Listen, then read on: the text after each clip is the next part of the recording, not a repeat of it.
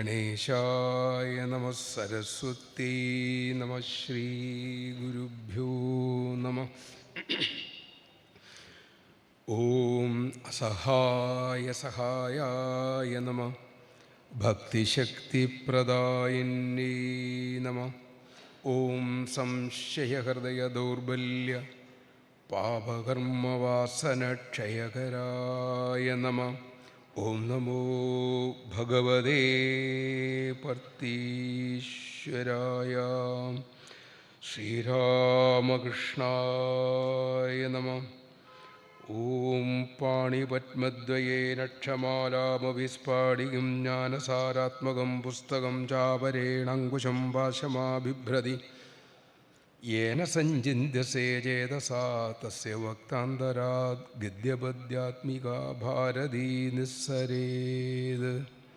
പരതപരമാർത്ഥായ ശുദ്ധജ്ഞാനൈകമൂർത്തയേ നിർമ്മലായ പ്രസന്നായ ദക്ഷിണാമൂർത്തയേ നമഃ. സദാശിവസമാരംഭാം ശങ്കരാചാര്യമധ്യമാം അസ്മദാചാര്യപര്യന്താം വന്ദേ ഗുരുപരമ്പരാം. ഓം അമൃതേശ്വരീ നമഃ. ശ്രീ ഗുരുവായൂരപ്പാ ശരണം. ശ്രീ ഗുരുവായൂരപ്പാ ശരണം. ശ്രീ ഗുരുവായൂരപ്പാ ശരണം. ശ്രീമദ് ഭാഗവതത്തിലെ കഥകൾ ധാരാളം നമ്മൾ കേട്ടിട്ടുണ്ട്. കേട്ട കഥ തന്നെയാണ് ഇനിയും പറയാൻ പോകുന്നത്. ഇപ്പം എന്താ ഇങ്ങനെ ഈ കഥകൾ തന്നെ സ്ഥിരം കേട്ടാലുള്ള ഗുണം? 2004 ബാംഗ്ലൂരിൽ വെച്ച് ഭഗവാൻ ബാബയുടെ കൈക്കൊരു ക്ഷത കേൾക്കുന്നുണ്ട്. വലത് കൈ ഒടിയുന്നു, അത് പ്ലാസ്റ്റർ ഇടുന്നു. ഏകദേശം 1 മാസക്കാലം ദർശനമില്ലാതെ സ്വാമി അവിടെ തങ്ങുന്ന കാലം. സ്വാമിയെ രാവിലെയും വൈകുന്നേരവും ദർശിക്കാനുള്ള ഒരു മഹാഭാഗ്യം അവിടുത്തെ സ്റ്റുഡൻസിന്, വിദ്യാർത്ഥികൾക്കുണ്ട്. അപ്പോൾ ഈ കുട്ടികൾ സ്വാമിയെ കാണാൻ അവിടെ ചെന്നു. കുറേ കുട്ടികളുണ്ട്. അതിൽ 9 പേർക്ക് മാത്രം എന്നും സ്വാമിയുടെ അടുത്തെത്താം, കാണാം, സംസാരിക്കാം, ഭഗവാൻ കിടക്കുന്ന ആ മുറിയിരുന്ന് ഭക്ഷണം കഴിക്കാം. അങ്ങനെ 30 ദിവസം കഴിഞ്ഞു. അവിടെ ഒരു പ്രത്യേകത, ജൂൺ 1 എന്നൊരു ദിവസം ഉണ്ടെങ്കിൽ കോളേജ് തുറന്നിരിക്കും. നവംബർ 23 എന്നൊരു ദിവസം ഉണ്ടെങ്കിൽ ബിരുദം കൊടുത്തിരിക്കും. ഒന്നും അവിടെ ബാധകമല്ല. അപ്പോൾ തലേ ദിവസം, ജൂൺ 1 തലേ ദിവസം സ്വാമി ചോദിച്ചു, കോളേജ് തുറക്കാറായില്ലേ, ഇനി നിങ്ങൾക്കൊക്കെ പോകണ്ടേ എന്ന് ചോദിച്ചു.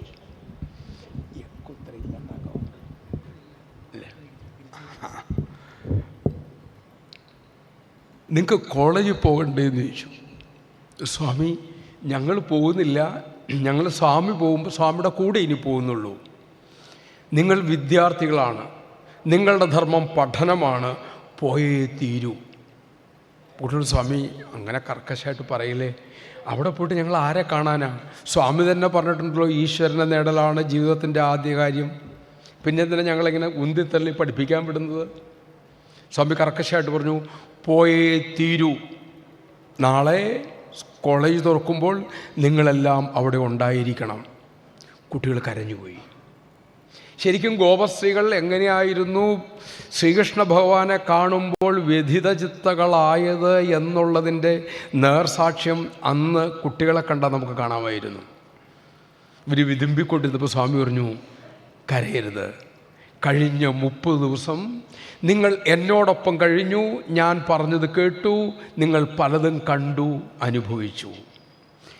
ഇനി വിഷമം വരുമ്പോൾ അത് നിങ്ങൾ എവിടെയായിരുന്നാലും, എപ്പോഴായിരുന്നാലും, എത്ര കാലം കഴിഞ്ഞാണെങ്കിലും എന്നോടൊപ്പം ചെലവഴിച്ച അസുല നിമിഷങ്ങൾ നിങ്ങൾ സ്മരിക്കുക. എന്താണ് അതിൻ്റെ പ്രത്യേകത? അത് സ്മരിക്കുമ്പം നിങ്ങളുടെ ഉള്ളിൽ ഭഗവത് സ്മരണ ഉണ്ടാകുന്നുകൊണ്ട് നിങ്ങൾ അറിയാതെ നിങ്ങൾ മോട്ടിവേറ്റഡ് ആകും. സ്വാമി പറഞ്ഞ വാക്കതാണ്. നിങ്ങൾ പ്രചോദിതരാകും. നിങ്ങൾ ആ നിമിഷം ഭഗവത് സന്നിധിയിലായിരിക്കും. ഇതര സ്മരണകൾ പോലെയല്ല ഭഗവത് സ്മരണകൾ. ഭഗവാനോടൊപ്പമുള്ള ലീലകൾ എത്ര നൂറ്റാണ്ട് കഴിഞ്ഞ് സ്മരിച്ചാലും ആ സ്മരണ അന്ന് അവിടെ എന്തുണ്ടായോ അതേ അനുഭവം ഉണ്ടാവും. മറ്റൊന്നുകൂടി ഭഗവാൻ പറഞ്ഞു, എന്താണ് സന്തോഷവും ആനന്ദവും തമ്മിലുള്ള വ്യത്യാസം? പാൽപ്പായസം കുടിക്കുമ്പോൾ, ശാപ്പാട് കഴിക്കുമ്പോൾ, ഇപ്പോൾ ഇവിടെ നല്ല ചൂടായി AC കിട്ടുമ്പോൾ ഒരു സുഖമുണ്ട്. കുറച്ച് കഴിഞ്ഞ് ഈ സുഖത്തെക്കുറിച്ചൊന്ന് ഓർത്തിട്ടുണ്ടെങ്കിൽ ഇപ്പം കിട്ടിയ സുഖം ഓർക്കുമ്പോൾ കിട്ടില്ല. ഇന്നലത്തെ പായസം നല്ല സ്വാദായിരുന്നു, ഒന്ന് ഓർക്കുമ്പോൾ ഒരു സുഖമുണ്ടെന്നുള്ളതല്ലാതെ കഴിച്ചപ്പോൾ കിട്ടിയ സുഖം കിട്ടില്ല. അതിൻ്റെ പേരാണ് ഹാപ്പിനെസ്, സന്തോഷം. പക്ഷേ ഈശ്വരാനുഭൂതി ആകട്ടെ, നിങ്ങൾ ഒരിക്കൽ അനുഭവിച്ചത് അത് ഒന്നുകൂടി സ്മരിക്കുമ്പോൾ എപ്പോഴത് അനുഭവിച്ചോ അതേ ആനന്ദം വീണ്ടും നിങ്ങൾക്ക് തന്നിരിക്കും. മള്ളൂർ തിരുമനസ്സൊക്കെ ആയിട്ട് അടുത്ത് ഇടപഴയിട്ടുള്ളവർക്കറിയാം അന്നത്തെ കാര്യങ്ങളും അതൊക്കെ ഇങ്ങനെ ഓർക്കുമ്പം അന്ന് കിട്ടിയ ആ ഒരു സുഖവും അന്ന് തിരുമേനി പറഞ്ഞ ആ നർമ്മവും ഇങ്ങനെ അതേ സ്മരണയിലേക്ക് അന്ന് കിട്ടി അതേ സുഖത്തിലേക്ക് ഉയർത്തുന്നു. എന്തുകൊണ്ട്? അതൊരു മഹാപുരുഷനായിരുന്നുകൊണ്ട്. അന്ന് ആദ്യകാലത്ത് ഇവിടെ ഒന്നും ഇല്ലാത്ത കാലത്ത് ഇതുപോലെ സന്ധ്യയിൽ പ്രഭാഷണം നടത്തുകയാണ്. തിരുമനസ് സന്ധ്യാവന്ദനത്തിന് ചിട്ടയായിട്ട് പോണ ആളാണല്ലോ. പെട്ടെന്ന് കരണ്ട് പോയി. അപ്പോൾ തിരുമനസിനെ ഈ കുളത്തിലേക്ക് കൊണ്ടാണുള്ള ഡ്യൂട്ടി എനിക്ക് തന്നിട്ടുള്ളത്. ആൾക്കാർ ഈ ഡ്യൂട്ടി പറഞ്ഞ് ഈ തടസ്സപ്പെടുത്തി നിർത്താതെ തിരുമേനി പറഞ്ഞ എന്നെ പരിഭ്രമിപ്പിച്ചുകൊണ്ട് പോക്കോളാം, സമയം പോയി എന്നും പറഞ്ഞുകൊണ്ട് ആൾക്കാരോട് അദ്ദേഹത്തിന് പറയാൻ ബുദ്ധിമുട്ടാണ്. അപ്പോൾ ഞാൻ പറഞ്ഞു, തിരുമനസേ അപ്പോൾ വെളിച്ചമില്ല, നേരെ ഇങ്ങോട്ട് പോരെ എന്ന് പറഞ്ഞു. വെളിച്ചം കാണാനല്ലേ, നേരെ ഇങ്ങോട്ട് പോ. അപ്പോൾ ഇടുത്ത വഴി പറഞ്ഞാണ്, അതെ നേരെ പോകാനായി ഇത്രയും കാലം ഞാൻ പണിപ്പെട്ടുകൊണ്ടിരുന്നത്. ഇപ്പോൾ നിങ്ങൾക്ക് എന്ത് കേട്ടപ്പോൾ തോന്നിയത്? പറഞ്ഞത് അങ്ങനെ ഒരു മനുഷ്യനും പറഞ്ഞയാൾ അങ്ങനെ ജീവിച്ചത് കൊണ്ടാണ് ഒരു ഭക്തൻ്റെ ജീവിതത്തിൻ്റെ ആ ഭഗവത് സ്മരണയോടനുബന്ധമായ കാര്യങ്ങൾക്ക് ഇതേ ഊർജം പകർന്നു തരാൻ സാധിക്കുമെങ്കിൽ സാക്ഷാൽ ഭഗവാന്റെ കാര്യങ്ങൾ കേൾക്കുമ്പോൾ സമന്തക കഥ എന്ന് കേട്ടാലും എപ്പോൾ കേട്ടാലും അന്ന് കിട്ടിയത് തന്നെ എന്തും കേൾക്കും, എന്തും കിട്ടും. എന്തിനാണ് ഇത് പറയണത് എന്ന് പറഞ്ഞിട്ട് നമുക്ക് കഥയിലേക്ക് കയറാം. പുട്ടപ്പർത്തി തന്നെ സന്ദർഭം, സ്വാമിയുടെ കുറച്ച് കുട്ടികളിരിക്കുന്നു. സ്വാമി അതിലൊരു വിദ്യാർത്ഥിയോട് ചോദിച്ചു, ആ കാണുന്ന മലയിൽ ആരൊക്കെയുണ്ട്? പുറകിലൊരു മല ഉണ്ടെന്ന് കെട്ടിടമില്ല. ഒരു സ്വാമി അവിടെ ധാരാളം വൃക്ഷങ്ങളുണ്ട്, പക്ഷികളുണ്ട്, പാമ്പുകളുണ്ട്, കൊച്ചു മൃഗങ്ങളുണ്ട്. സ്വാമിയോടെ കീടങ്ങളുണ്ട്, പുഴുക്കളുണ്ട്.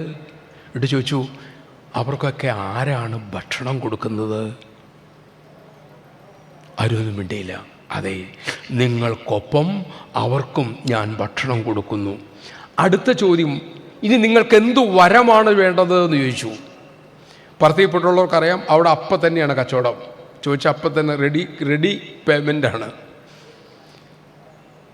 നിങ്ങൾക്ക് എന്തു വേണം, എന്തു വരം വേണമെങ്കിലും ചോദിച്ചുകൊള്ളൂ. പറഞ്ഞു, സ്വാമി ഒന്നും വേണ്ട, അല്ല ഈ ഒരു അവസരം എനിക്ക് കിട്ടില്ല, ചോദിക്കൂ എന്തു വരം വേണം. കുറേ കഴിഞ്ഞപ്പോൾ ഒരു വിദ്യാർത്ഥി പറഞ്ഞു, സ്വാമി ഇയാൾ ജോലിക്ക് അപേക്ഷിച്ചിട്ടൊന്നും ആയിട്ടില്ലേ? സ്വാമി എൻ്റെ ജോലിക്കാരി ഭവം ഒന്നും അങ്ങനെ പറഞ്ഞു, അരുത്, നിൻ്റെ ജോലി, നീ താമസിക്കാൻ പോകുന്ന കെട്ടിടം, നീ വിവാഹം കഴിക്കാൻ പോകുന്ന ഭാര്യ, നിനക്കുള്ള മക്കൾ, ഇതെല്ലാം ഓൾറെഡി അറേഞ്ച്ഡാണ്, എല്ലാം ഏർപ്പെടുത്തി വച്ചിട്ടുണ്ട്. വേറെ എന്തെങ്കിലും ചോദിക്കൂ. അപ്പോൾ ഇയാൾ ഉള്ളി വെച്ച്, ഇനി പിന്നെ എന്നെ ചോദിക്കാനാ? നമുക്കെല്ലാം ഏർപ്പാട് വെച്ചിട്ട് ഇനി എന്ത് ചോദിക്കാനാ? അപ്പോൾ ഇതേ ഉള്ളി ചോദിച്ചു, ഇനി എന്ത് ചോദിക്കാനാ? അതെ, ഒന്നേ ചോദിക്കാനുള്ളൂ മനുഷ്യന്. ഈ കിട്ടിയ മനുഷ്യജന്മം കൊണ്ട് നിൻ്റെ ഉള്ളിലിരിക്കുന്ന ഈശ്വരനെ തിരിച്ചറിയാനുള്ള കഴിവ് തരണേ എന്ന് മാത്രമേ ചോദിക്കാവുള്ളൂ. അത് മാത്രമാണ് മനുഷ്യൻ നേടേണ്ട ഒരേ ഒരു വരം. അത് തരാനാണ് ഞാൻ വന്നത്. എന്തിനീ ഭഗവാന്റെ കഥ കേൾക്കുന്നു എന്ന് ചോദിച്ചിട്ടുണ്ടെങ്കിൽ ഇത് മാത്രമാണ് അതിനുള്ള ഉത്തരം. സമന്തകം കഥ പറയുന്നതിന് മുമ്പ് ഇത് തീരാറാകുമ്പോൾ എങ്ങനെയാണെന്ന് പറയില്ല. അതുകൊണ്ട് എൻ്റെ ഗുണപാഠം അങ്ങ് പറഞ്ഞു കഥയിലേക്ക് കയറാം. വ്യാസഭഗവാൻ അല്ലെങ്കിൽ വാൽമീകി മഹർഷി ഓരോ കഥ പറയുമ്പോഴും എത്ര നൂറ്റാണ്ട് കഴിഞ്ഞാലും പ്രസക്തമായ ആശയങ്ങൾ ആ കഥയ്ക്കുള്ളിൽ ഗർഭീകരിച്ച് വച്ചിട്ടുണ്ട്. അതുകൊണ്ടാണ് 5200 വർഷം മുമ്പേ തട്ടിത്തകർത്ത ആ 1528 തട്ടിത്തകർത്ത ആ ബാബറിക്കെട്ടൻ തകർന്നതും അവിടെ ആ ബാലരാമൻ്റെ പുനഃപ്രതിഷ്ഠ നടന്നതും ധർമ്മത്തിൻ്റെ വിജയമാണ്, ശക്തിയുടെ വിജയമല്ലാതെ. ആ കഥയുടെ നൂതനത്വമാണത്. ആ നൂതനമായ കഥകൾ പഠിക്കുന്നതിലും പ്രചരിപ്പിക്കുന്നതിലും ഭാരതീയരായ നമുക്ക് വന്ന വീഴ്ചയാണ് നമ്മുടെ സകല ദുരിതങ്ങൾക്കും ദുരന്തങ്ങൾക്കും കാരണം. ആഗമാനന്ദ സ്വാമികൾ 10-60 വർഷം മുമ്പ് ഈ കേരളത്തിൽ അങ്ങോട്ടും ഇങ്ങോട്ടും നടന്നു പറഞ്ഞ ഒറ്റ കാര്യമാണ്, ഗീത പഠിക്കുക, ശ്രീശങ്കരനെ പഠിക്കുക, അതുമാത്രം മതി ലോകത്തിന് രക്ഷപ്പെടാൻ, പ്രത്യേകിച്ച് കേരളത്തിന്.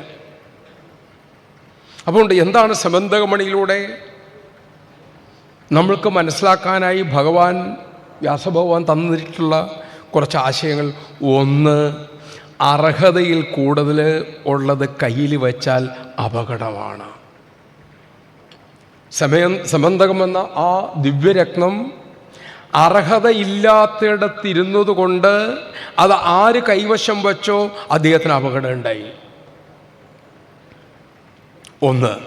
രണ്ട്, അങ്ങനെ അർഹതയിൽ കൂടുതലുള്ള നമ്മുടെ കയ്യിലുണ്ട് എങ്കിൽ ഏതെങ്കിലും സുഹൃതവശാൽ ഒരു മഹാപുരുഷൻ വന്നിട്ട് അത് എനിക്ക് തന്നേക്കൂ, ഞാൻ സൂക്ഷിച്ചു വച്ചേക്കാം എന്ന് വന്ന് പറഞ്ഞാൽ ഉടൻ തന്നെ അത് കൊടുത്ത് തടി കഴിക്കുന്നതാണ് നല്ലത്. ശ്രീകൃഷ്ണൻ പറഞ്ഞു, ഞാൻ സൂക്ഷിച്ചു വച്ചേക്കാം, ഉഗ്രസേനോഹാരാജന് കൊടുത്തു. അങ്ങനെ ഇപ്പോൾ അത് വേണ്ടാന്ന് പറഞ്ഞു. എന്തായി അവസാനം? അപ്പോൾ ഒരു മഹാപുരുഷൻ്റെ സാന്നിധ്യം അത് ആവശ്യപ്പെട്ടു വന്നാൽ കൊടുത്തോളണം. കാരണം എന്താണ്? അധികമുള്ളത് സമാജത്തിനുള്ളതാണ്. എനിക്ക് ആവശ്യത്തിൽ കൂടുതൽ ഞാൻ ഉപയോഗിച്ചിട്ടുണ്ടെങ്കിൽ സ്തേന ഏവ സഹ, അവൻ കള്ളനാണ് എന്ന് ആദ്യം പറഞ്ഞത് ശ്രീകൃഷ്ണ ഭഗവാനാണ്.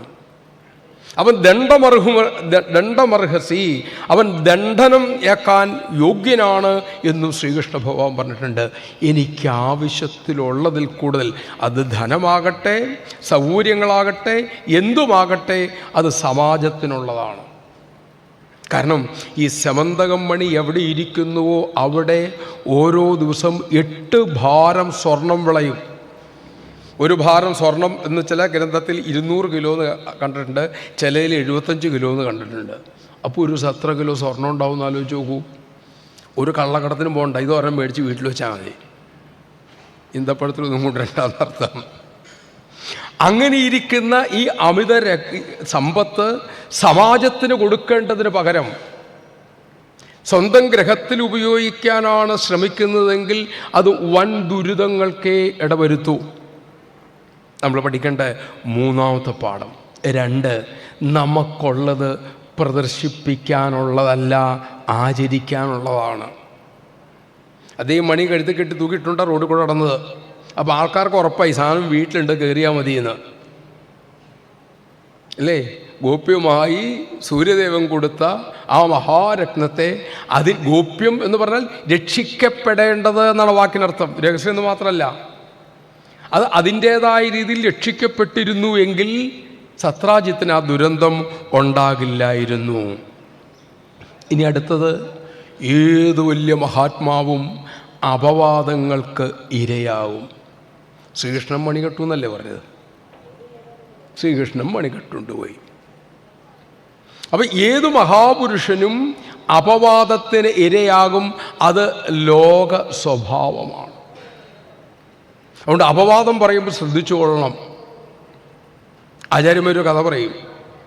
ഈ അപവാദം പറഞ്ഞാലുള്ള കുഴപ്പം എന്താ എന്ന് വെച്ചാൽ, ഒരിക്കലും ഒരു ധനികൻ കുറച്ച് അരി ഒരു യാചകന് കൊടുത്തു.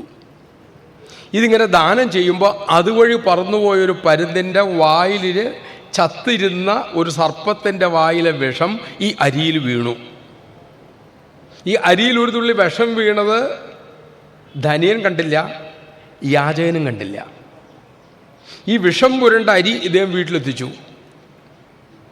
അത് പാചകം ചെയ്ത് കുടുംബം മുഴുവൻ മരിച്ചു, ഈ യാചകനും മരിച്ചു. ഇപ്പം യമദേവൻ പുസ്തകം എടുത്തു, ഈ പാപം ആരുടെ പേരിലെഴുതും?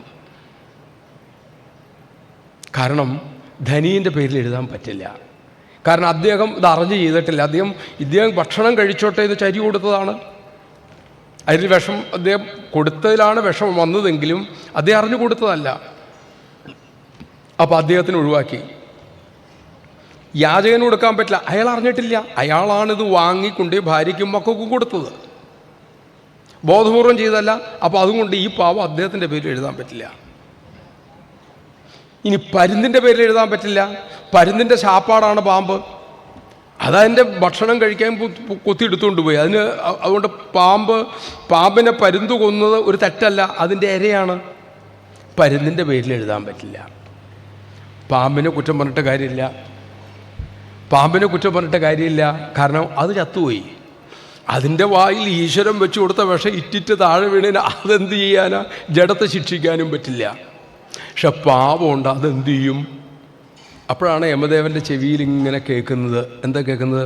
ആ ധനികൻ ഒരു കുടുംബത്തെ വിഷം കൊടുത്തു കൊന്നു, അപവാദം പറഞ്ഞ് കേട്ടു. യമകിങ്കരന്മാരെ വിളിച്ചു, ആ പറയണവരൊക്കെ ലിസ്റ്റ് എടുത്തിട്ട് ഈ മൊത്തം പാപം വീതിച്ചങ്ങ് കൊടുത്തേക്കാൻ പറഞ്ഞു.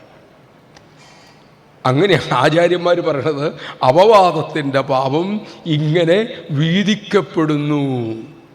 സത്രാജിത്തിൻ്റെ കഥയിൽ വീതിക്കപ്പെട്ടില്ല, സത്രാജിത്തിന് തന്നെ മൊത്തം കിട്ടി. നമുക്കതിൻ്റെ അവസാനം കാണാം. അപ്പം അത് ചിന്തിക്കാം. എന്തൊക്കെ സത്രാജിത്ത് പ്രായശ്ചിത്തമൊക്കെ ചെയ്തു, മകളെയും കൊടുത്തു, സമന്തവും കൊടുത്തു. പക്ഷേ ആ ഒഴിവാക്കാൻ പറ്റില്ലാത്ത ശിക്ഷയിൽ നിന്നും അദ്ദേഹത്തിന് ഒഴിവാകാനും സാധിച്ചില്ല. മറ്റൊന്നുണ്ട്, നമ്മളെക്കൊണ്ട് അരുതാത്തത് ചെയ്യിക്കാൻ ധാരാളം ആൾക്കാർ കിട്ടും. സത്രാജിത്തിനെ വധിക്കാനായിട്ട് അക്രൂരനും കൃതവർമാവും ശതധന്വ അവനെ ചൂടാക്കുന്നുണ്ട്. അവസാനം വധം കഴിഞ്ഞപ്പോഴത്തേക്കും ഇവർ രണ്ടും സുന്ദരമായിട്ട് തലയൂരി, ഞങ്ങളറിഞ്ഞില്ല, ഇനി അനുഭവിക്കാനുള്ള അനുഭവിച്ചോളൂ. അപ്പോൾ ആളുകൾ പറഞ്ഞു കേട്ട് എടുത്ത് ചാടാനുള്ളതല്ല നമ്മളുടെ ജീവിതം. ഇത്രയും കാര്യങ്ങൾ സമന്തക കഥയിലൂടെ ഭഗവാൻ നമുക്ക് പറഞ്ഞു തരുന്നുണ്ട്. ഇനി നമുക്ക് നോക്കാം. ദശമസ്കന്ധത്തിലെ 56-ാമത്തെ അധ്യായത്തിൽ ശ്രീശുകം പറയുന്നു, സത്രാജിതസ്വതനയാം കൃഷ്ണായ കൃതകിൽബിഷഃ സമന്തകേന മണിനാ സ്വയമുദ്യമ്യ ദത്തവാൻ.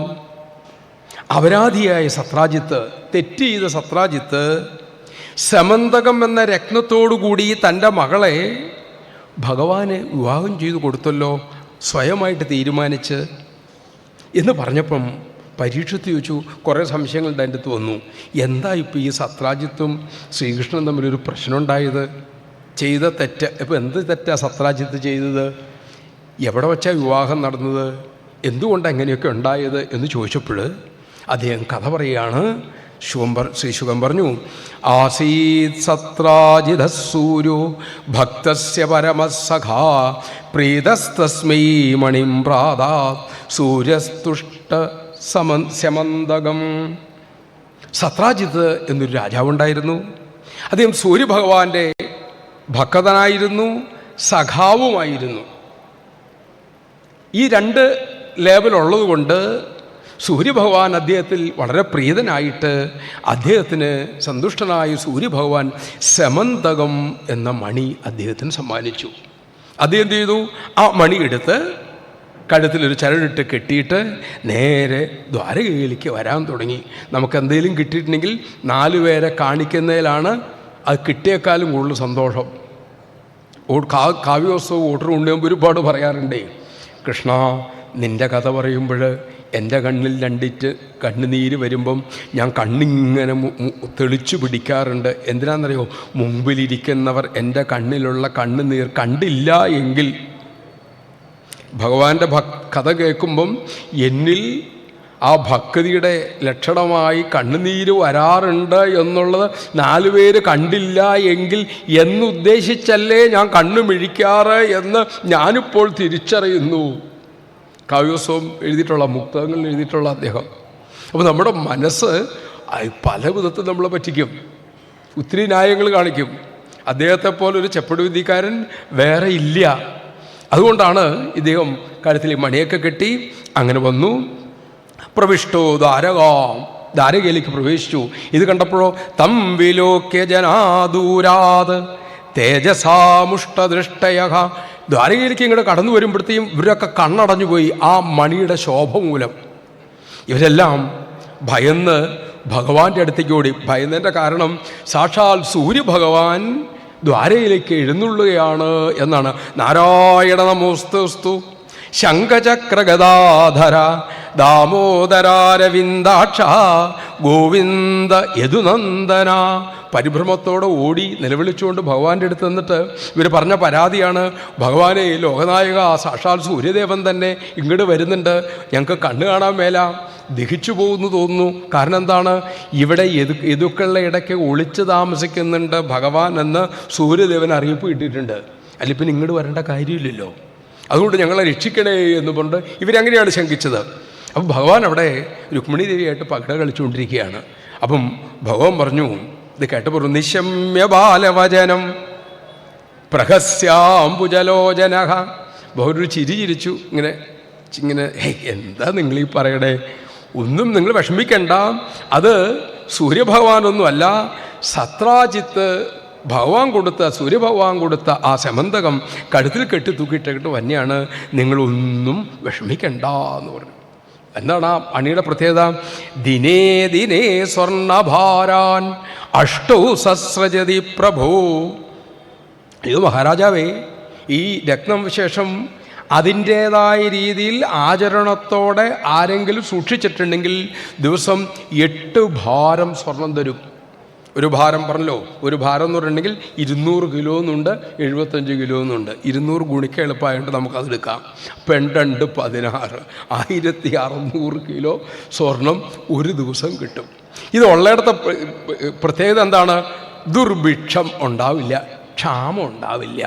പിന്നെയോ മഹാമാരികൾ, പകർച്ചവ്യാധികൾ, കൊറോണ ഉണ്ടാവില്ല എന്നർത്ഥം. അരിഷ്ടങ്ങൾ, ദുരിതങ്ങൾ ഉണ്ടാവില്ല, സർപ്പഭയം ഉണ്ടാവില്ല, ആദി വ്യാധികൾ ഉണ്ടാവില്ല, മനക്ലേശം ഉണ്ടാവില്ല, ശരീരക്ലേശം ഉണ്ടാവില്ല, അശുഭങ്ങൾ ഉണ്ടാവില്ല, പിന്നെയോ വഞ്ചകന്മാരും ഉണ്ടാവില്ല. ഈ രക്തവിശേഷം എവിടെ ഇരിക്കുന്നു? എങ്ങനെ? ഇതിനെ നിത്യം അർച്ചിച്ചിട്ടുണ്ട് എങ്കിൽ, ആദരിച്ചിട്ടുണ്ടെങ്കിൽ, പൂജിച്ചിട്ടുണ്ടെങ്കിൽ. ഇനി ചോദ്യം ഇതാണ്, ഇങ്ങനൊരു സാധനം വീട്ടിലിരിക്കുന്നതാണോ നല്ലത്, കൊട്ടാരത്തിലിരിക്കുന്നതാണോ നല്ലത്? വീട്ടിലിരുന്ന വീട്ടിലെ കാര്യം രക്ഷപ്പെടും, കൊട്ടാരത്തിലിരുന്നാലോ ആ രാജ്യം മുഴുവനും രക്ഷപ്പെടും. ഇത് കണ്ടിട്ടാണ് ശ്രീകൃഷ്ണ ഭഗവാൻ ചോദിച്ചത്, സയാജിതോ മണിങ്ക്വാബി. ഒരിക്കൽ ഭഗവാൻ ഇങ്ങനായാലും കുണ്ട തന്നെ ലക്ഷണം കാണുന്നില്ല. അപ്പോൾ ഭഗവാൻ അങ്ങോട്ട് ചെന്നിട്ട് ചോദിച്ചു. എന്താ ചോദിച്ചത്? അതേ സത്രാജിത്തെ, അത് നമുക്ക് നമ്മുടെ ശൂരസേന മഹാരാജാവിൻ്റെ അടുത്ത് കാഴ്ച വച്ചിട്ടുണ്ടെങ്കിൽ രാജ്യത്തിന് മൊത്തം നല്ലതല്ലേ? അതേ അടിമുടി ഇങ്ങനെ ഒന്ന് നോക്കി, എടെന്താ, നോറ്റുകിടന്നുടനേറ്റമിരുന്നും പണിപെട്ടിങ്ങ് നമുക്കു ലഭിച്ചൊരു മണി പെട്ടെന്ന് പിടിച്ചു പറിപ്പാൻ മടി കൂടാതെ ചെയ്തൊരു വചനം. കുഞ്ഞുനമ്പേര് പറയാ, അമ്പടാ കട്ടപ്പെട്ട് വെയിലും മഴയും കൊണ്ട് ഞാൻ സാധനം മേടിച്ചുകൊണ്ട് വന്നേക്കുക, തട്ടിയെടുത്ത് കൊണ്ടുപോകാൻ ഓരോ വിശേഷം. ശ്രീകൃഷ്ണൻ മതി ദിവസം ഇതിന് 8 ഭാരം സ്വർണ്ണം ഉണ്ടാവുമല്ലോ, അത് ഞാനങ്ങ് തന്നേക്കാം, മണി ഇവിടെ ഇരുന്നോട്ടെ. അപ്പോൾ സത്രാജിത്തിൻ്റെ ഉള്ളിലെ മറുപടിയാണ്, സ്വർണമശേഷം തരിവിതിനെന്നൊരു കർണാനന്ദം ചൊല്ലുകയത്രേ. കേൾക്കുമ്പോൾ സുഖമുണ്ടല്ലോ അല്ലേ? ദിവസം കൊണ്ടു തന്നേക്കാം, തരലൊന്നും ഉണ്ടാവില്ല. ഇനി അവിടെ ചെന്ന് സ്വർണ്ണം ഉണ്ടോയെന്ന് വെച്ചിട്ടുണ്ടെങ്കിൽ അത് സൂക്ഷിക്കണ ആളുടെ താക്കോല് കാണണ്ടോ, ഈ നാളെ വരാൻ പറയും. അങ്ങനെ 4 പ്രാവശ്യം നാളെ പറഞ്ഞു, പിന്നെ അത് കിട്ടില്ല. ഇത് കുഞ്ഞുനമ്പേരുടെ ഭാവന കേട്ടോ. പൂട്ടിയ പെട്ടി തുറപ്പാൻ ഇന്ന് തളിതല്ല, പൂട്ടിയ പുരുഷൻ വീട്ടിൽ പോയി നാളെ വേണമതെങ്കിലോ ആളെ അയച്ചാൽ അതുമതിതാനും. ഇങ്ങനെയൊക്കെ പറയും. അതുകൊണ്ട് ഇപ്പം അത് കൊടുക്കാൻ ഉദ്ദേശിച്ചില്ല, ഒന്നും മിണ്ടിയില്ല. അദ്ദേഹം തിരിച്ചുപോയി. ഒരു മഹാപുരുഷൻ നമ്മോട് എന്തെങ്കിലും ചോദിച്ചിട്ടുണ്ട് എങ്കിൽ അത് നമ്മളുടെ അനുഗ്രഹത്തിനാണ് എന്ന് തിരിച്ചറിയണമെങ്കിൽ പോലും ഈശ്വരാനുഗ്രഹം വേണം. അവർക്കിതിൻ്റെ ആവശ്യമൊന്നുമില്ല. അപ്പോൾ അദ്ദേഹത്തിനൊന്ന് ആലോചിച്ചാൽ മതിയായിരുന്നു. പക്ഷേ അതിനുള്ള വിവേകം സത്രാജിത്തിനുണ്ടാവാത്തതുകൊണ്ട് അദ്ദേഹം അത് കൊടുത്തില്ല. പിന്നെന്ത് ചെയ്തു? അങ്ങനെ ആ ഒരു മഹാപുരുഷൻ ചോദിച്ചു കൊടുക്കാതിരിക്കുക എന്ന ഒരു അപരാധത്തിൻ്റെ പാപം കൂടി അദ്ദേഹത്തിന് ഉണ്ടായി. മണി വീട്ടിലെത്തി. ഒരു ദിവസം തമേകഥാ മണിം കണ്ടേ പ്രതിമുച്യ മഹാപ്രഭം പ്രസേനോ ഹയമാരുഹ്യ മൃഗായാം വ്യചരത് വനേ. അപ്പോൾ അദ്ദേഹത്തിന് അനുജൻ പ്രസേനൻ ചെന്ന് ചോദിച്ചു, ഏട്ടാ ഞാനൊരു ടൂറടിക്കാൻ പോവാണ്, ഒരു മൃഗയാ വിനോദത്തിന് കാട്ടിൽ വേട്ടയാടാൻ പോവാണ്, അത് കൈ കഴുത്തി കെട്ടിക്കൊണ്ടുപോയാലേ മൃഗങ്ങളെ വിളിച്ചോണ്ടല്ലോ, മൃഗങ്ങളൊക്കെ എന്നെ കണ്ണ് മഞ്ഞളിച്ച് നിൽക്കുമല്ലോ, ചോദിച്ചാൽ കൊടുക്കാതിരിക്കാൻ പറ്റുമോ? ഭഗവാൻ ചോദിച്ചാൽ നമുക്ക് കൊടുക്കാതിരിക്കാൻ പറ്റും ഇല്ലേ? വേറെ പരാതി ഒന്നും പറ്റില്ലോ. വീട്ടിൽ സ്വന്തക്കാരും ബന്ധുക്കാരും ചോദിച്ചിട്ട് കൊടുത്തില്ലെങ്കിൽ എന്താണ്? സ്വൈര്യമുണ്ടാവില്ല. അപ്പോൾ നമുക്ക് ആരെയും ബഹുമാനം കൂടുതൽ? ഇപ്പം നമ്മുടെ തന്നെ വീട്ടിലെടുക്കുക, ഭഗവാൻ എന്തെങ്കിലും ചോദിച്ചിട്ടുണ്ടെങ്കിൽ വരട്ടേട്ടോ നോക്കട്ടെട്ടോ എണ്ണിയൊക്കെ നോക്കും. വേണ്ടപ്പെട്ടവരാന്ന് ചോദിക്കേണ്ട താല്പര്യമില്ലെങ്കിൽ കൊടുത്തേരെ, ഇനി അല്ലെങ്കിൽ മുഖം ഇങ്ങനെ വളിച്ചിരിക്കണ കാണണല്ലോ, കൊടുത്തേരെ സ്വൈര്യം കിട്ടാനായിട്ട്. അപ്പോൾ നമുക്ക് ആരാ പ്രധാനപ്പെട്ട ആൾ? ഇതൊക്കെ നമ്മൾ സ്വയം നോക്കി കണ്ടുപിടിക്കേണ്ട കാര്യമാണല്ലോ ആധ്യാത്മികത എന്ന് പറഞ്ഞാൽ. നമ്മുടെ മനസ്സെങ്ങനെ പ്രതികരിക്കും എന്നുള്ളവരും. ഏതായാലും ഇദ്ദേഹം അനുജനി മണി കൊടുത്തു. അനുജനി മണിയായിട്ട് യാത്രയായി. പ്രസേനം സഹയം ഹത്വാ മണിമാച്ഛിദ്യ കേസരി. കാട്ടിലൂടെ പോകുമ്പോൾ ഒരു സിംഹത് കണ്ടു. അപ്പോൾ വ്യാഖ്യാതാക്കൾ പറയും, ഇത് നല്ല ചുവന്ന നിറാണേ, ഇതിൻ്റെ അകത്ത് ഇങ്ങനെ പ്രകാശിക്കുന്നുണ്ടല്ലോ, അപ്പം നല്ല തുടുത്ത മാംസം കഴുത്തി കെട്ടിക്കൊണ്ടു പോവുകയാണെന്ന് പാവം സിംഹം കരുതി. അതൊരൊറ്റ ചാട്ടം ചാടി ഇതിനെ അടിച്ചു താഴെ വിട്ട് ഈ മണി എടുത്തുകൊണ്ട് പോയി. ഈ മണി എടുത്തുകൊണ്ട് ഗിരിം വിശൻ ജാംബവത, ഇതിൻ്റെ തലവര പോണ പോക്കാണ്. എങ്ങോട്ടാണ്? ഈ മണിയുടെ തലവര. മണി പിന്നെ അങ്ങോട്ട് പോയി ഒരു കുന്നിൻ്റെ മുകളിലേക്ക് സിംഹം ഇതുമായിട്ട് കടിച്ചുകൊണ്ട് മുകളിലേക്ക് കയറുമ്പോഴാണ് നമ്മുടെ ജാംബവാൻ. അറിയാലോ അല്ലേ? അന്ന് ത്രിവിക്രമൻ ആയിട്ട് ആ വാമനമൂർത്തി വളർന്നു വന്നപ്പം 21 പ്രാവശ്യം പെരുമ്പറയടിച്ച് പ്രദക്ഷിണം ചെയ്ത മഹാപുരുഷൻ, വാമനാവതാരത്തെ നേരിക്കണ്ട ആൾ. ലങ്കയിലേക്ക് ചാടാൻ നേരത്ത് ഹനുമാൻ സ്വാമിയൊക്കെ ചാടാൻ മടി പറഞ്ഞാണ്, എൻ്റെ ആയകാലത്ത് ഞാൻ 21 പ്രാവശ്യം പ്രപഞ്ചം മുഴുവൻ പ്രദക്ഷിണം ചെയ്തവനാ, ഇന്നെനിക്ക് പറ്റില്ല, അല്ലെങ്കിൽ നിന്നോടൊന്നും ചോദിക്കില്ല, അത് ഞാൻ അവിടെ പോയി സീത കണ്ടോ നോക്കിയിട്ട് തിരിച്ചു വരുന്നു എന്ന് പറയേണ്ട രംഗമുണ്ട്. പെരുമ്പറയടിച്ചുകൊണ്ട് ഭഗവാന് പ്രദക്ഷിണം ചെയ്തു 21 പ്രാവശ്യം ആ വിശ്വമൂർത്തിയെ. എന്നിട്ട് പ്രപഞ്ചം മുഴുവൻ പ്രദക്ഷിണം ചെയ്തു എന്നർത്ഥം. ആ ജാംബവാൻ. 2 ശ്രീരാമചന്ദ്രനെ കണ്ട ഭഗവാൻ, മഹാപുരുഷൻ.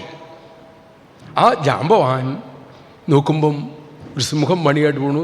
അദ്ദേഹം അവിടെ ചെന്നു 2 അടിയും കൊടുത്തു, സിംഹത്തെ കൊന്നു. ആ മണി എടുത്തുകൊണ്ട് ഇദ്ദേഹം വീട്ടിലേക്ക് പോയി. എന്തിനാണ് അങ്ങോട്ട് പോയത്?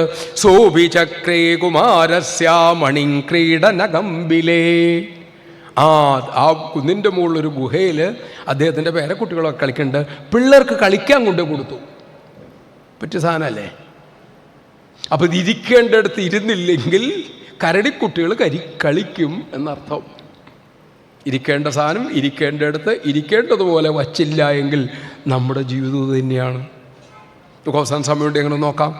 ക്രീഡനകം, കളിപ്പാട്ടം ഇവിടെ കൊണ്ടുവച്ചു. അവശ്യൻ ഭ്രാതരം ഭ്രാത സത്രാജിത് പരിതപ്യത. പോയ സഹോദരനെ 2 ദിവസം പോയിട്ടും കാണാതെ വന്നപ്പോഴത്തേക്കും സത്രാജിത്തിന് പരിഭ്രമമായി. ഇദ്ദേഹത്തെക്കുറിച്ച് അന്വേഷണം തുടങ്ങി. അപ്പോഴാണ് സത്രാജിത്ത് പറഞ്ഞു, കഴുത്തിലെ രത്നം കെട്ടിക്കൊണ്ടാണ് അനുജൻ പോയത്. എന്നിട്ടോ ഇത് മിക്കവാറും കൃഷ്ണ കൊണ്ടേ കാണും. എന്നോട് ചോദിച്ചതാ, ഞാൻ കൊടുത്തില്ല, അവനെ കാണുന്നില്ല. ഇങ്ങനെ അന്വേഷിച്ചപ്പോൾ പ്രസേനൻ വധിച്ച് ഇദ്ദേഹം മണിയെടുത്തു എന്ന് പറഞ്ഞുള്ള വാക്കുകൾ മുഴുവനും, ഈ വാർത്ത ആ ദ്വാരകയിൽ മുഴുവനും പ്രചരിക്കാൻ തുടങ്ങി. എവിടെ കൂടിയാലും 2 പേര് കൂടുമ്പോൾ ഇതേ പറയാണല്ലോ, കേട്ടോ കേട്ടോ കേട്ടോ.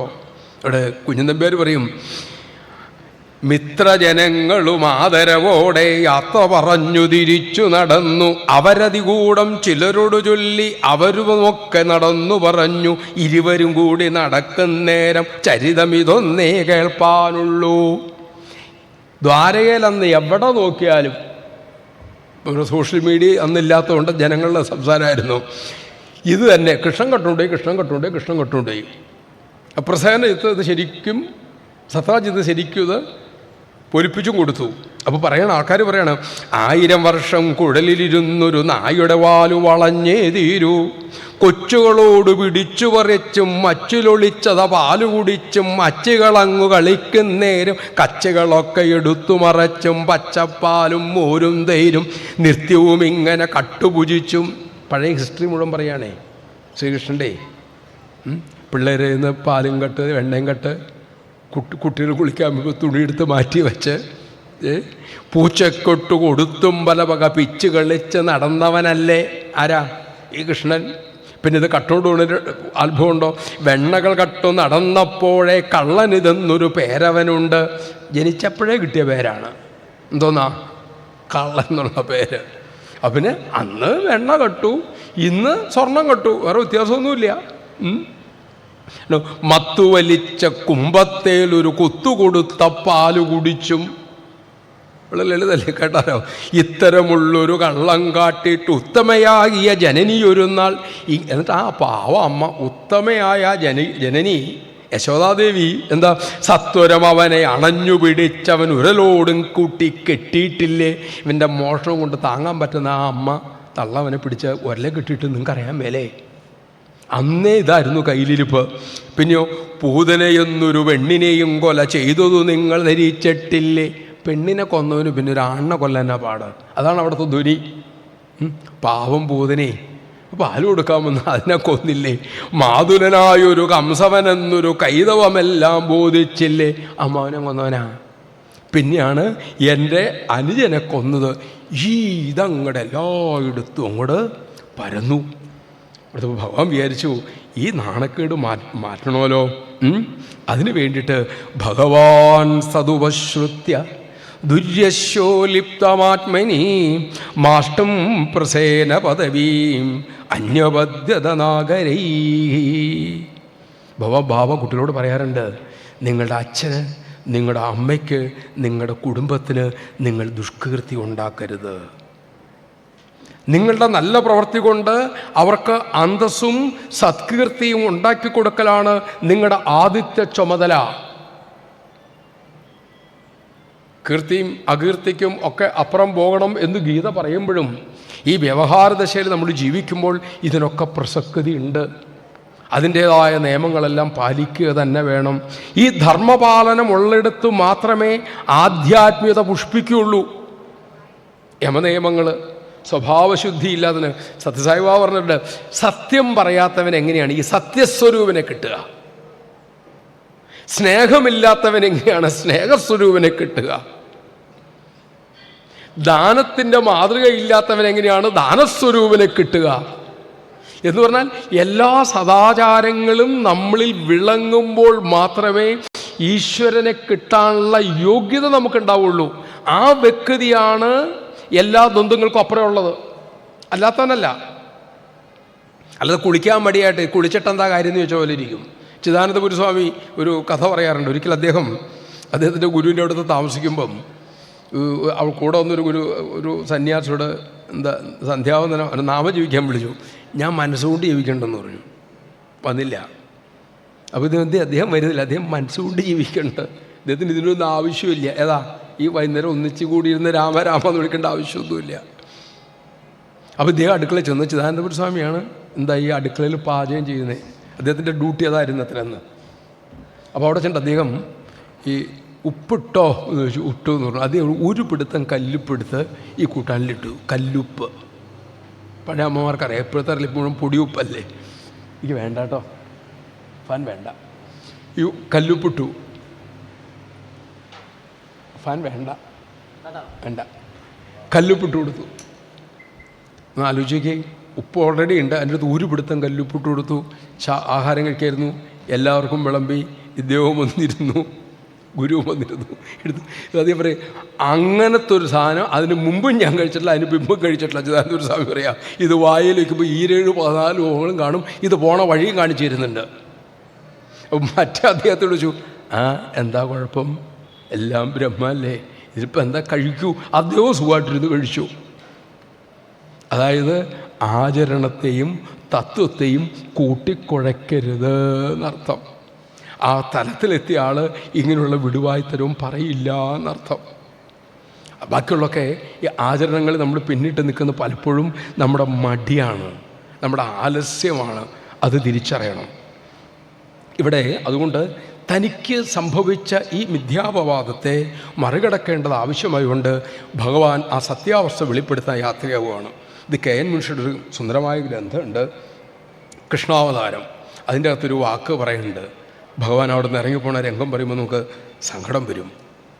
ഭഗവാൻ ഈ ദ്വാരകയ്ക്ക് വേണ്ടി ഇത്രയും ചെയ്ത് ജരാസന്ധൻ്റെ അടുത്ത് നിന്ന് ഉള്ള നാണക്കേടും ഒക്കെ സഹിച്ച് ഈ ജനതയെ മുഴുവൻ സംരക്ഷിച്ചിട്ടും കേവലം ഒരു മണി കാണാണ്ട് പോയപ്പോൾ ഇവരെല്ലാം എന്നെ കള്ളൻ എന്ന് വിളിച്ചില്ലേ? ദ്വാരകയിൽ എന്നെ വിശ്വസിക്കണം ഒറ്റ ആളേ ഉള്ളൂ. ആരാ? ഭഗവാൻ മാത്രമേ ഉള്ളൂ.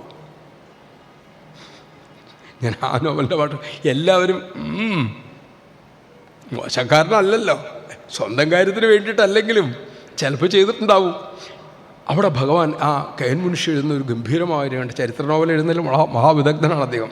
അത് ഇറങ്ങി സകല ആടയാഭരണങ്ങൾ ഊരിവെക്കുകയാണ്. അതാണ് കൃഷ്ണൻ്റെ ആഭരണവും നമ്മുടെ ആഭരണവും തമ്മിലുള്ള വ്യത്യാസം. ഇത് ഇടാനും വിഷമമല്ല, അതുപോലെ ഊരി വയ്ക്കാനും വിഷമമല്ല. നമുക്ക് ഇടാൻ സന്തോഷമുണ്ട്, ഊരി വയ്ക്കാൻ വിഷമമുണ്ട്. ശ്രീകൃഷ്ണൻ തമ്മിലുള്ള വ്യത്യാസത്തിലേ ഉള്ളൂ. എല്ലാം ഊരി വെച്ച് ഒരു തുണിയെടുത്ത് അത് നെടുക കയറിയിട്ട് അരയിൽ ചരട് പോലെ കെട്ടി വേറെ തുണിക്കീട്ടെടുത്ത് കൗബീനം ആയിട്ട് കെട്ടി ഒരു വടി എടുത്തിട്ട് നേരെ അങ്ങോട്ട് ഇറങ്ങി നടക്കുകയാണ്. ഇതിനെന്തെങ്കിലും ഒരു പരിഹാരമുണ്ടായാൽ ഞാൻ വരും, അല്ലെങ്കിൽ ഇനി ദ്വാരകയിലേക്കില്ല. എന്നെ അതൃപ്തിയോടുകൂടി നോക്കുന്നൊരു ദ്വാരകയിൽ എനിക്ക് താങ്ങാനാവില്ല. ഇത് പറഞ്ഞിട്ടാണ് ഭഗവാൻ അവിടെ നിന്ന് ഇറങ്ങി പോവുക.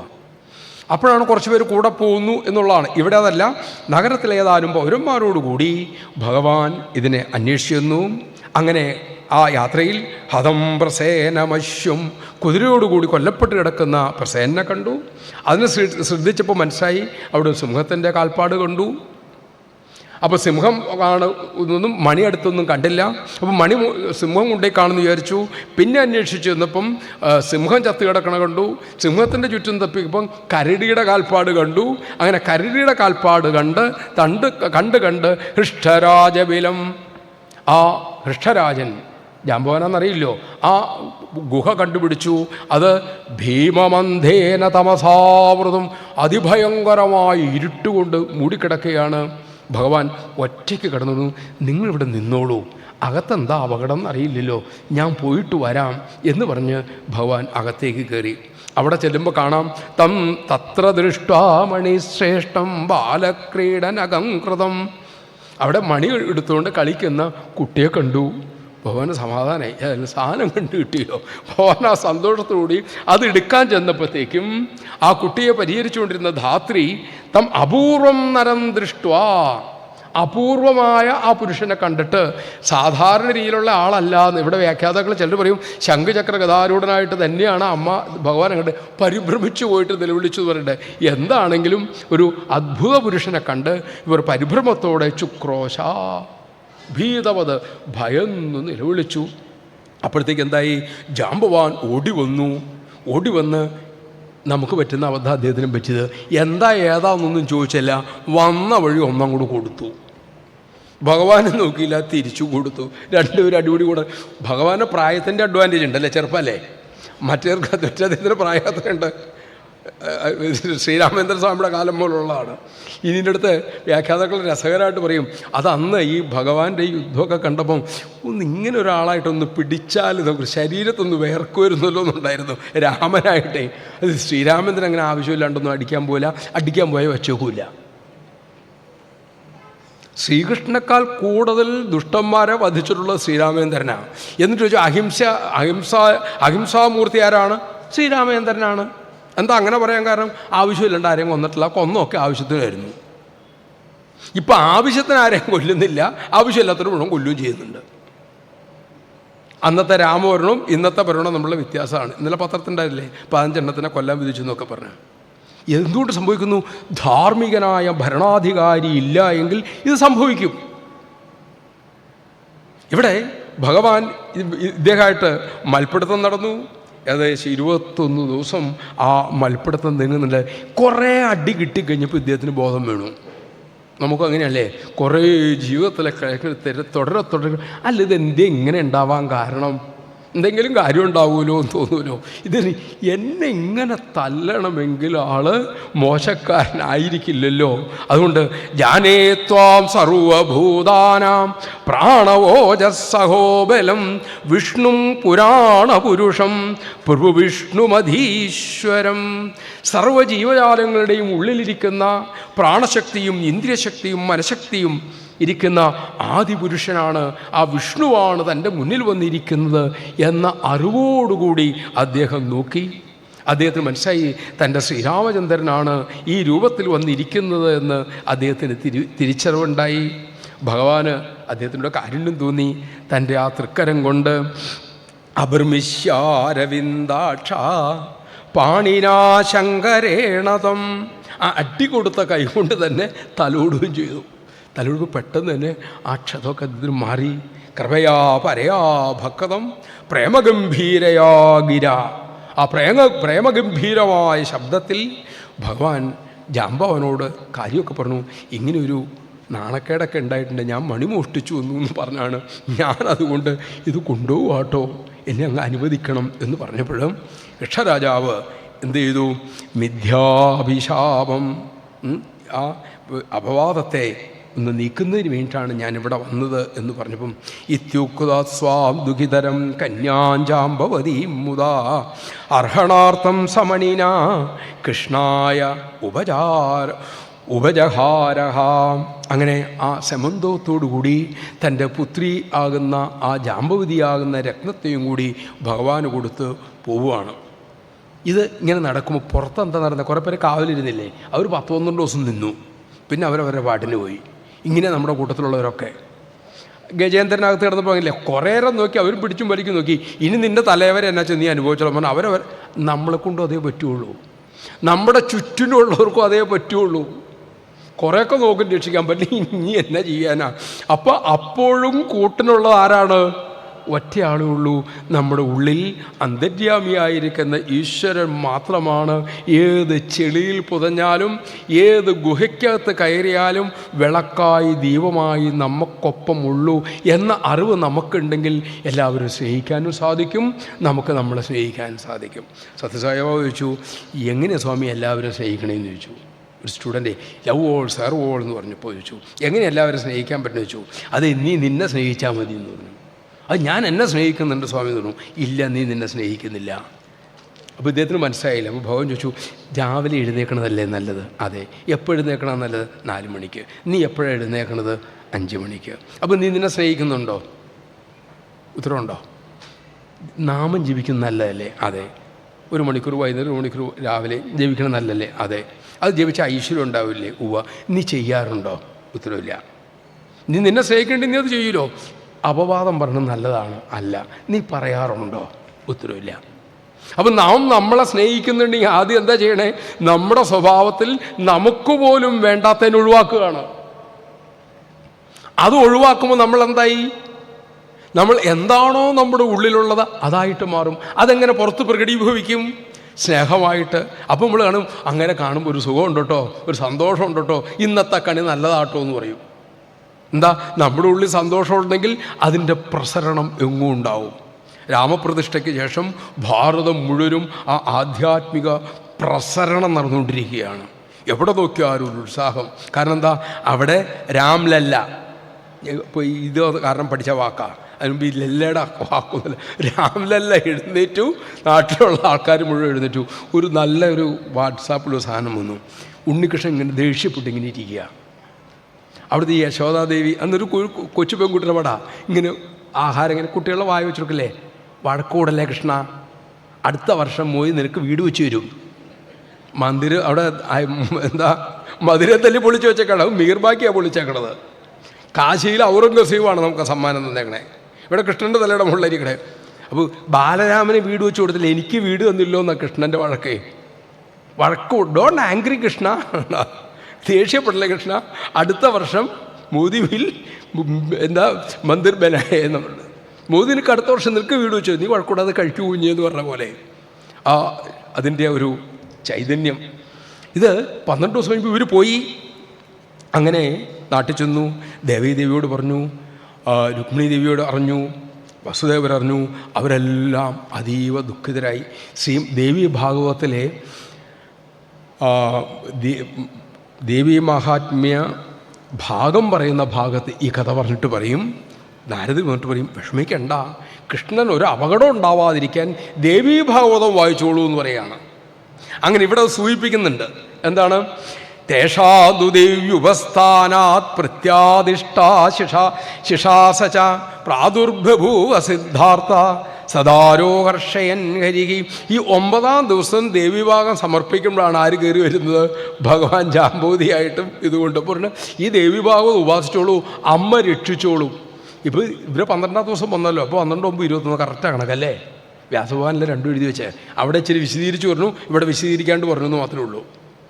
ഇവിടെ വന്നു, ഈ പണി ദേവി ഉപാസന കഴിഞ്ഞു. അമ്മയുടെ അനുഗ്രഹം കൊണ്ട് ആർക്കും ഭഗവാന് ദോഷമൊന്നും ഉണ്ടായില്ല. വന്നു, കാര്യം പറഞ്ഞു.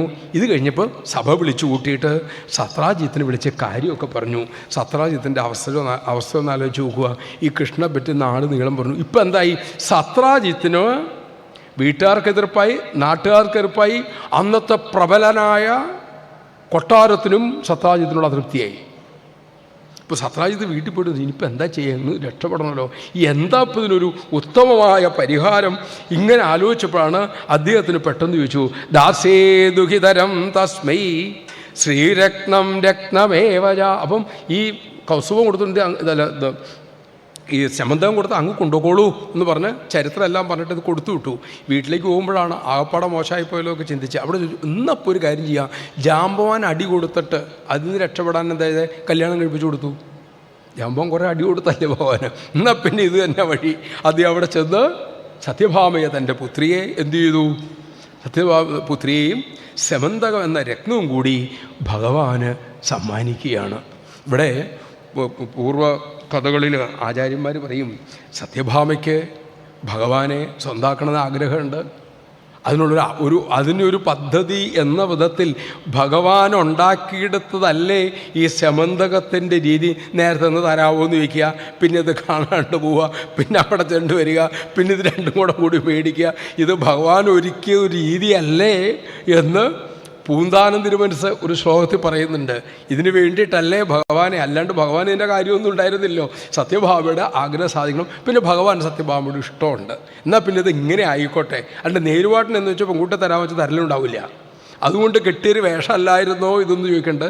ഏതായാലും അങ്ങനെ ആ താ സത്യഭാമാം ഭഗവാനുപയേമേ യഥാവിധി ബഹുപുര്യാജിതാം ശീലരൂപൗദാര്യ ഗുണന്വിതം. സൗശീലം, സൗന്ദര്യം തുടങ്ങിയ സദ്ഗുണ സമ്പന്നയായ ആ സത്യഭാമയെ ഭഗവാൻ വിധിപ്രകാരം വിവാഹം ചെയ്തു എന്ന്. ഇത് സത്രാജിത്ത് ഈ രത്നം കൊടുത്തപ്പം ഭഗവാൻ പറഞ്ഞു, അത് വേണ്ട, ഇത് അങ്ങയുടെ കയ്യിൽ തന്നെ വെച്ചോളൂ. കാരണം എന്താണ്? ഇത് അങ്ങയുടെ കയ്യിലിരുന്നാലും, കാരണം സത്രാജിത്തിന് ആൺകുട്ടികളൊന്നുമില്ലല്ലോ. അപ്പം അമ്മായിച്ചൻ്റെ ഇരുന്നാൽ ആർക്കുള്ളതാ? തമിഴിൽ പറയും എന്താ, മാമനാരുടെ കയ്യിലിരുന്നാലും അത് അങ്ങനെയാണ്. തമിഴിൽ രസകരമായിട്ട് പറയും, മാമനാരുടെ കയ്യിൽ തന്നെ ഇരുന്നോട്ടെ. കാരണം ഭാര്യയുടെ അച്ഛൻ്റെ ഇരുന്നാലും വേറെ ആൺകുട്ടികളുടെ ഇങ്ങോട്ട് തന്നെയല്ലേ വരുള്ളൂ. പിന്നീടാണ് ഈ സത്രാജിത്തിനെ വധിച്ച് അക്രൂരനും കൃതവർമാവും ശതധന്യാവും. ഈ അക്രൂരനും കൃതവർമാവിനും ശതധന്യാവിനും സത്യഭാമയെ വിവാഹം കഴിക്കണമെന്ന് ആഗ്രഹം ഉണ്ടായിരുന്നു. ഇവരിൽ 3 പേർക്ക് ഒരാൾക്ക് കൊടുക്കാമെന്നായിരുന്നു അദ്ദേഹത്തിൻ്റെ തീരുമാനവും. പക്ഷെ അതിൻ്റെ ഇടയ്ക്കാണ് ഇങ്ങനെയൊന്നും വന്ന് പെട്ടില്ലേ. അപ്പോൾ എന്തായി? ഈ ശതധന്യാവ് എന്ന് പറയുന്ന ആൾ ജന്മനാ തന്നെ നല്ല സ്വഭാവക്കാരനല്ല. ഇവരുടെ കൂടെ കൂടിയിടുന്ന ആർക്ക് എന്ത് പറ്റി? കൃതവർമ്മ മോശക്കാരനായി. ഇവരെ 2 പേരുടെയും ചൂരടിച്ചിട്ട് മണം അടിച്ചിട്ട് ഇദ്ദേഹത്തിൻ്റെ സത്വബുദ്ധി ഇടയ്ക്കൊന്ന് മങ്ങിപ്പോയി. ആരെ? അക്രൂരിൻ്റെ. പരീക്ഷിത് മഹാരാജാവ് എന്തുകൊണ്ടാണ് അന്ന് ആ ചത്തപാമ്പിനെ എടുത്ത് കഴുത്തിലിട്ടത്? ക്ഷത്രിയനാണ്, വിശപ്പും ദാഹവും താങ്ങാൻ പറ്റിയില്ല എന്നൊക്കെ പറഞ്ഞാലും അങ്ങനെ വിശ്വസിക്കാൻ പറ്റുമോ? ഏത് വിശപ്പിനെയും താങ്ങാൻ പറ്റുന്നവരല്ലേ ഒരു മഹാപുരുഷൻ്റെ കഴുത്തിൽ ഇങ്ങനെ ഇട്ടത്? ഭാഗവതവാഹിനിയിൽ പറയും അതെന്താ വെച്ചിട്ടുണ്ടെങ്കിൽ കൊട്ടാരത്തിൽ ധാരാളം രാജാക്കന്മാരെ തോപ്പിച്ച് വെച്ച് എൻ്റെ കിരീടമൊക്കെ ഇരിപ്പുണ്ട്. അന്ന് പുറത്തേക്ക് പോയപ്പം പരീക്ഷത്ത് ജരാസന്ധൻ്റെ കിരീടം വെച്ചുകൊണ്ടാണ് പോയേ. ജരാസന്ധൻ തലയിൽ വെച്ച് കിരീടത്തിൻ്റെ ബന്ധം ഉണ്ടായിട്ട് കുറച്ച് നേരത്തേക്ക് എന്തോ ഈ വിവേകബുദ്ധി ഇല്ലാണ്ടായി പോയി. ജരാസന്ധൻ ഉപയോഗിച്ച വസ്തുവിൻ്റെ സംഘം കൊണ്ട് എന്തുണ്ടായി? മനസ്സ് തെളിഞ്ഞില്ല. രാമകൃഷ്ണദേവൻ പറഞ്ഞത്, അരുത്താത്തവർ തൊട്ട വസ്തുവിൽ പോലും സാധകൻ തുടരരുത്. കാരണം അത് നമ്മളെ സംക്രമിച്ച് ദോഷപ്പെടുത്തുമെങ്കിൽ അവരായിട്ട് സംഘപ്പെട്ടാലോ. അങ്ങനെയാണ് ശേഷം കഥ പോണ സത്രാജിത്ത് വധിക്കപ്പെടുകയും ആ രത്നം പിന്നീട് ഭഗവാൻ വീണ്ടെടുത്ത് അക്രൂരനെ കൊടുക്കുകയും ചെയ്തതായിട്ടാണ് ആ സമന്തകത്തിൻ്റെ കഥയുടെ പൂർണ്ണരൂപം. കായേന വാചാ മനസ്സേന്ദ്രിയൈർവ് ബുദ്ധ്യാത്മനാ വാ പ്രകൃതേഃ സ്വഭാവാത് കരോമി യദ്യഃ സകലം പരസ്മൈ നാരായണായേതി സമർപ്പയാമി.